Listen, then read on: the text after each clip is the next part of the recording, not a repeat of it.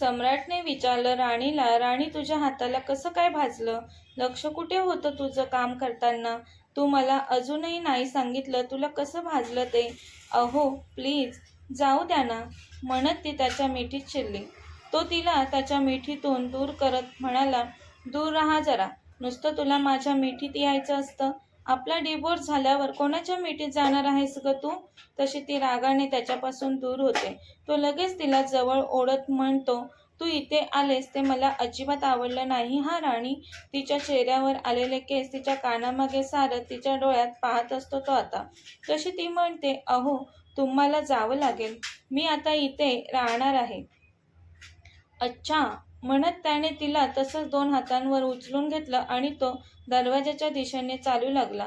अहो काय करताय तुम्ही, हे सोडा ना मला. ती त्याच्या शर्टवरची पकड घट्ट करत म्हणाली त्याला. काय करतोय दिसत नाहीये तुला? तुला घरी घेऊन चाललोय. अहो काका काय म्हणतील, ती म्हणते त्याला. ते मला नाही माहीत. तू आत्ताच्या आता माझ्यासोबत घरी येतेस. अहो काही काय बोलताय, आजच तर आली आहे ना मी. तुम्ही मला खाली सोडा आधी. आवाज करू नको, शांत बस बघू. तशी ती एकदम शांत होऊन त्याच्या डोळ्यात पाहू लागली. तिला शांत झालेलं पाहून तो तिच्याकडे पाहून गालात गोड हसला. तिला तसं 2 हातांवर उचलून तो रूमच्या बाहेर पडला. काका थोडे काळजीत होते तिच्या. सम्राट राणीवर रागवला की काय अशी भीती वाटत होती काकांना. तितक्यात तो जिना उतरून खाली आला. काकांनी लगेच त्याला विचारलं, जावई काही झालंय का तुमच्या दोघांमध्ये? तुम्ही राणीला घेऊन कुठे निघालात? त्यांच्या चेहऱ्यावरील काळजी सम्राटला स्पष्ट दिसत होती. तो म्हणाला, काही झालं नाही आमच्यात. माझं थोडं अर्जंट काम आहे राणीकडे, म्हणून तिला घेऊन चाललोय. येसू काकी, अहो जावई ती आजच आले आणि तुम्ही लगेच घेऊन निघालात तिला. यशवंत काका नजरेनेच येसू काकीला राणीला जाऊ देत खुणवतात. तशी काकी शांत होते. सम्राट म्हणतो, काका पुन्हा कधीतरी घेऊन येईल मी राणीला, पण आता आम्हाला निघायला हवं. बोलून तो घराबाहेर पडला. त्याने तिला कारमध्ये बसवलं. ती लटक्या रागात त्याच्याकडे पाहत होती. तो म्हणाला, काय झालं? नाही यायचं का तुला घरी? बरं उतर जा. जा पुन्हा तुझ्या काका काकींकडे. तशी ती लगेच अहो लाडात म्हणाली त्याला. तिच्या तसं अहो बोलण्याने त्याच्या अंगावर शहारे आले. काय झालं? जातेस ना? तो मुद्दाम म्हणाला तिला. हू म्हणाली. तसं त्याने गालातल्या गालात हसून तिच्याकडे पाहिलं. राणी भेटल्यापासून तो खूप खुश होता. त्याच्या चेहऱ्यावर हसू पाहायला मिळणं दुर्मिळच म्हणा, पण ती समोर असली की तो आता सतत गालातल्या गालात तिच्यावर हसत असायचा. तिच्या चेहऱ्यावरचा क्यूटपणा पाहून, माझ्यानंतर कसं होणार आहे राणी तुझं? का आलीस तू माझ्या आयुष्यात? माझ्या मनात नसताना मला तुला दूर करावं लागतंय स्वतःपासून. तू मला खरंच हवीशी वाटायला लागलीस ग. पण तो उसासा टाकत म्हणाला. तो स्वतःच्या नशिबाला कोसत होता आता मनातल्या मनात. त्याने तिच्याकडे पाहिलं. ती समोर पाहत होती. चेहऱ्यावर कसलाच मेकअप नव्हता तिच्या. एकदम सिंपल तरी खूपच क्यूट दिसत होती ती. तो पाहतच राहिला तिच्याकडे. तसं तिचं लक्ष त्याच्याकडे गेलं आणि ती काय इशाऱ्याने त्याला विचारू लागली. तो तिच्याकडे पाहून हसला आणि त्याने काही नाही म्हणत कार स्टार्ट केली. ती अहो असा जीव नका ना लावू मला, नाहीतर तुमच्यापासून दूर जाणं खूपच कठीण जाईल हो मला, ती मनात म्हणाली. घरी पोचत तोपर्यंत दोघे एकमेकांच्यात बोलले नाहीत, पण मनात विचार मात्र एकमेकांविषयीच करत होते. घरी पोचल्यावर तो पुढे, ती त्याच्या मागे आली. माधवीने त्यांना पाहिलं आणि ती रागाने सम्राटकडे पाहू लागले. काय ग, तुला मी काही दिवस राहा असं सांगितलं होतं ना? हा जबरदस्ती घेऊन आला का तुला इथे? माधवी सम्राटकडे पाहून राणीला म्हणाली. नाही नाही आई, ते नाही घेऊन आले मला, मीच आले. घे तू, घे बाजू नवऱ्याची. आई बाजू नाही घेत मी, ते उद्या कॉलेज ऑफिस आहे माझं. माझी कॉलेज बॅग घरीच राहिली म्हणून मी बोलवून घेतलं यांना आणि आले निघून. ती खाली मान घालून हळूच पण पटकन बोलली त्यांना. तो काही न बोलता सरळ रूममध्ये निघून गेला. माधवीही गेली. आत्याला राणीला पाहून खूप राग आला. आत्या म्हणाली, श्रीमंती भरपूर आहे ना इथे, मग तिकडे राहावलं नसेल ना तुला? तिला रागाने बोलून तिच्याकडे पाहून त्या निघून गेल्या. आई रागवलेत माझ्यावर, त्यांच्याशी बोलायला हवं मला, बोलून ती माधवीच्या रूममध्ये आली.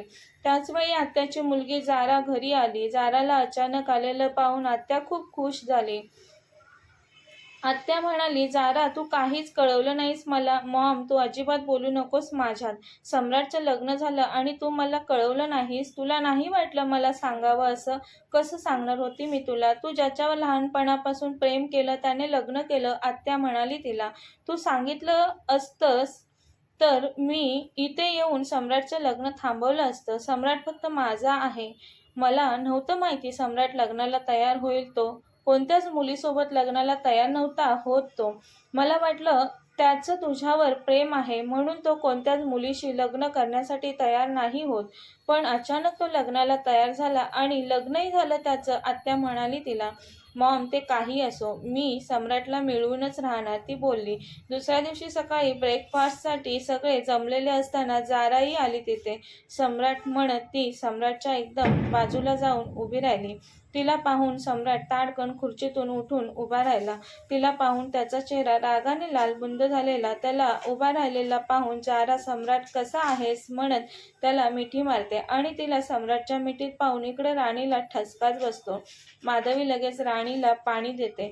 सम्राटने रागाने घट्ट डोळे बंद केले. पुढच्याच क्षणात तिला स्वतःपासून दूर केलं. तरी जारा त्याचा हात पकडत म्हणाली, ओ सम्राट, I miss you so much. मी तुला खूप मिस केलं. जाराचे शब्द ऐकून राणीचा चेहराच पडला. कोण आहे ही मुलगी आणि यांच्या एवढी जवळ का? यांना का चिकटते ही? मनातच म्हणाली राणी. जारा सम्राटपासून दूर होत म्हणाली, मग आत्याच तिच्याजवळ येऊन, जारा चल नाश्ता करून घे. तुला भूक लागली असेल म्हणत तिला बसवते खुर्चीत. तेव्हा राणी मनात ही आत्यांची मुलगी असावी बहुतेक.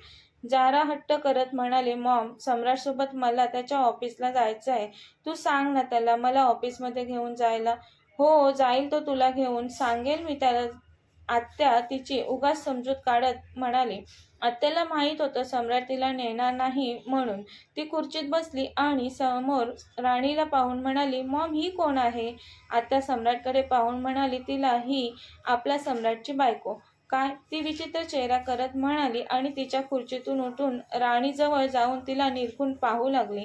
तसं सम्राट म्हणाला, राणी तुझ्या रूममध्ये. अहो पण नाश्ता, राणी म्हणाली. तसा सम्राट मोठ्याने ओरडला, तुला कळत नाही का? राणी एकदा सांगितलेलं.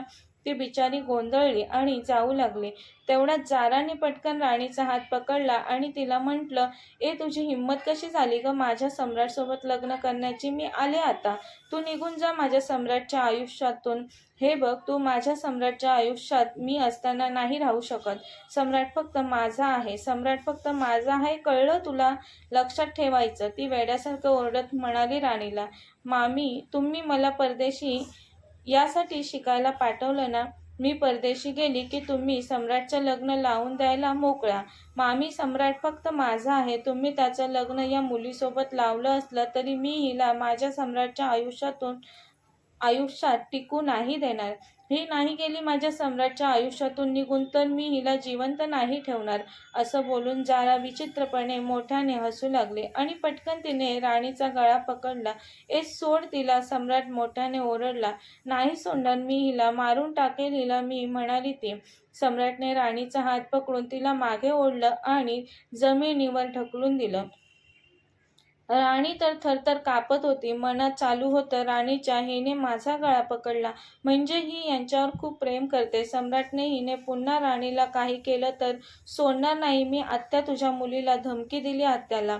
राणी चल म्हणत तो तिला हाताला पकडून रूममध्ये घेऊन आला. रूममध्ये येताच तिला पटकन मिठीत घेतलं त्याने. तीही काही वेळ त्याच्या मिठीत होती. त्याने तिला घट्ट मिठीत आवळलं होतं. काही वेळाने त्याच्या शर्टवर तिचे अश्रू जाणवले त्याला. त्याला कळलं ती रडते. तो म्हणाला, राणी रडू नकोस ना. कसे झाले तुझे डोळे रडून रडून? किती रडणार आहेस आता?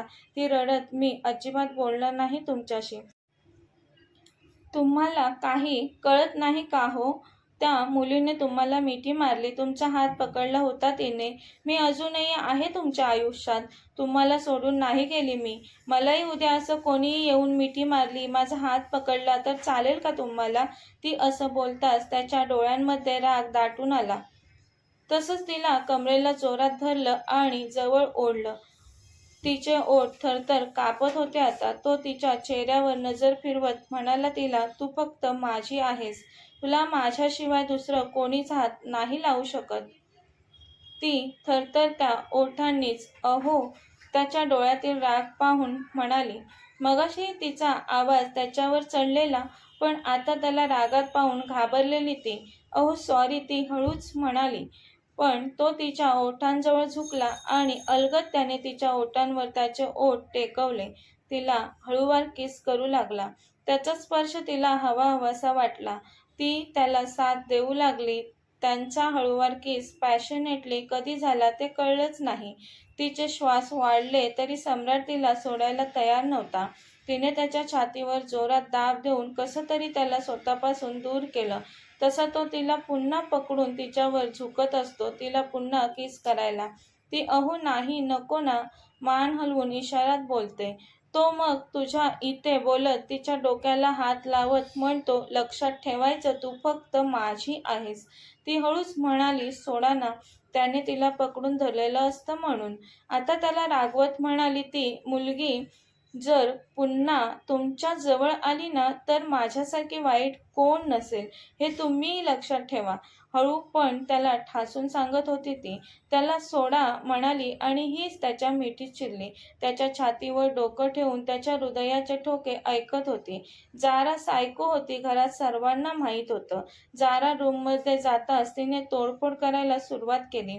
खूपच आरडाओरडा करत होती ती. त्या मुलीला ना मी अजिबात सोडणार नाही. जिवंतच नाही सोडणार मी तिला. माझ्या सम्राटला दूर केलं तिने. सम्राटची मॉम खूपच वाईट आहे. वाईट आहे ती मामी. तिला मी लहानपणापासूनच आवडत नाही.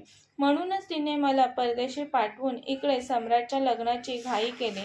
आत्या तिला समजवू लागल्या आता. जारा तू शांत हो. सगळं तुझ्या मनासारखं होईल बाळा. माझं गुणाचं बाळ आहेस ना तू. इकडे राणी अजूनही सम्राटच्या मिठीत होती. अहो त्या मुलीला पाहिल्यापासून मला ना खूप भीती वाटते. तुमच्यावर खूप प्रेम करते काय ती. तुम्हाला मिळवण्यासाठी ती काही करू शकते. तो तिला हाताला पकडून चल बस म्हणतो. तो सोफ्यावर बसून तिला मांडीवर घेतो. राणी तिला घाबरण्याची गरज नाही तुला. तू घरी थोडी थांबणार आहेस तिच्यासोबत. तू कॉलेज आणि ऑफिसला जातो. तुझी तू कामात व्यस्त राहा. तशी ती त्याच्या मांडीवरून उठू लागते. तो पुन्हा तिला मांडीवर ओढतो. ती रागात, सोडा ना, जाऊ द्या मला. मी नाही तुमची कोणीच. तुम्ही नका उगाच काळजी करू माझी. आपला डिव्होर्स होणार आहे असं असताना तुम्ही मला न सांगता त्या मॅनेजरला कामावरून काढून टाकलं. त्याला मारलं पण. काय गरज होती तुम्हाला माझ्यासाठी एवढं सगळं करण्याची. मी सांगितलं होतं तुम्हाला असं करायला. बोलून जाऊ लागली ती. त्याने पटकन तिचा हात पकडला आणि तिला भिंतीला टेकवलं. राणी तू मला काहीच सांगत नव्हतीस. मग मीच शोधून काढलं. तू पुन्हा माझ्यापासून काही लपवलंस तर याद राख. तो तिच्या खूपच जवळ उभा राहून बोलला तिला. त्याचे गरम श्वास तिला तिच्या चेहऱ्यावर जाणवत होते आणि ती मोहरून जात होती. तो जवळ आला आहे पाहून तिचा हात त्याच्या शर्टवर आपसूक गेला. जसजसा तो पुढे बोलत होता तशी ती रोमांचित होत होती. शरीरात एक वेगळीच जाणीव होत होती. तिचे श्वास जास्तच वरखाली होऊ लागलेले. त्याने अलगद त्याचे ओठ तिच्या मानेवर फिरवले तसे तिने डोळे मिटून घेतले. तिने पकडलेला त्याचा शर्ट चुरगळलेला तोही हरवत चाललेला तिच्यात. तो आता तिला मानेवर, गळ्यावर, संपूर्ण चेहऱ्यावर चुंबन घेऊ लागला. काही वेळाने तो बाजूला झाला आणि तिच्याकडे एकटक पाहू लागला. त्याचा स्पर्श थांबला तसं तिने हळूच डोळे उघडून त्याच्याकडे पाहिलं. तो तिच्याकडे पाहून गालात मिश्किल हसत होता. त्याला स्वतःवर हसताना पाहून तिने त्याला जोरात धक्का दिला. राणी काय काय झालं. डोळे का बंद केलेस म्हणत आता तो तिला चिडवत होता आणि ती खूप लाजून गोड गालात हसली. म्हणाली, तुम्ही खूप वाईट आहात. मी तुमचं नाव आज नक्कीच आईंना जाऊन सांगणार आहे. बोलत ती जाऊ लागली तसा त्याने तिचा हात पकडून तिला मिठीत ओढलं. काय म्हणालीस. काय सांगणार आहेस आईला तू. तो तिच्या कानाजवळ हळू आवाजात म्हणाला. मी तुला त्रास देतो असं सांगणार आहेस का. काय सांगणार आहेस ते आधी मला सांग, मग नंतर आईला सांग. मला माहिती आहे तुम्ही मला चिडवत आहात. नका बोलू तुम्ही माझ्याशी. बोलून ती पटकन दरवाजा उघडून बाहेर निघून गेली. आपली बायको जाऊन सांगेल तिचा काही भरोसा नाही असा विचार करून तो तिच्या मागे. अगं अगं राणी थांब. पळतच आला. ती मोठमोठ्याने हसत पळत होती आणि तो मागून तिला पकडायला पळत होता. त्यांना तसं हसताना पाहून जारा रागाने चरफडत होती. सोडणार नाही मी तुला. माझा सम्राट माझ्यापासून हिरावून घेतलास, ती स्वतःशीच म्हणाली. कथेचा पुढील भाग पाहण्यासाठी चॅनलला सबस्क्राईब करा.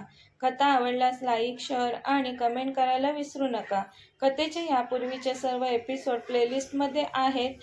पाहिले नसेल तर पहा. धन्यवाद.